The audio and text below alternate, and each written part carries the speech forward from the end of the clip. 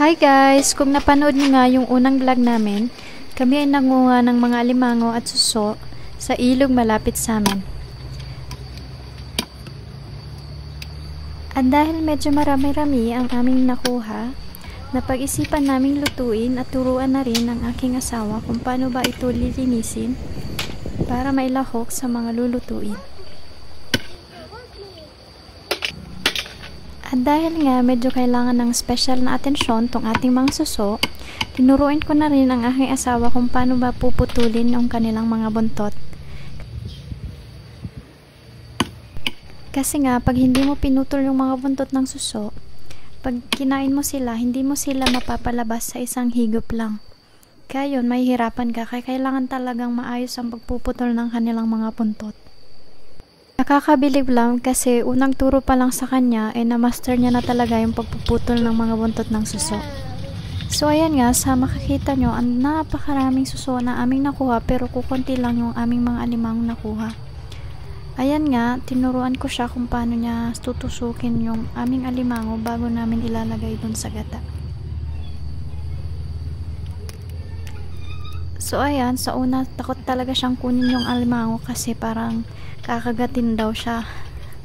Nakakatawa lang kasi first time niya talagang gawin yan, pero nakakahanga kasi determinado talaga siyang gawin yung mga instruction na pinapagawa namin para maluto yung aming mga nakuhang alimango at suso. At dito nga, hinasa ng aking kapatid ang aming kudkuran. Meron din kaming kudkuran na electric at mano-mano. Tuturuan namin ang aking asawa kung paano niya ba gagawin yung mano-mano style. At habang nga yung kapatid ko ay inihanda pa yung kudkuran, ang papa naman ay inihahanda na ang aming apoy na paglulutuan.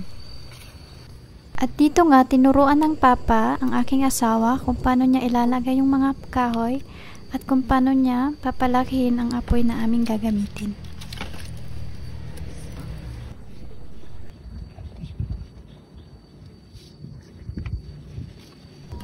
Dito naman, tuturuan ng aking kapatid ang aking asawa kung paano ba kakayurin yung nyog na aming gagamitin.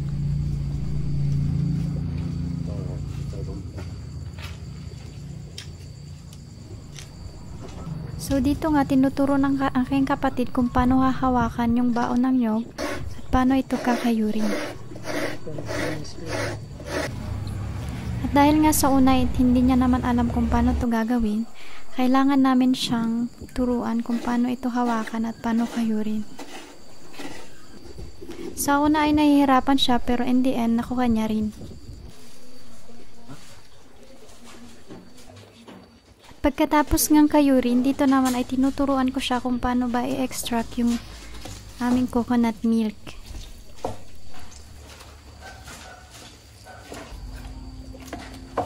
Tapos nga namin makuha yung aming gatang gagamitin, dito naman ay nilagay na namin sa kawali yung aming gata at ipinalagay ko na rin sa aking asawa yung aming suso at alimango na aming gagamitin.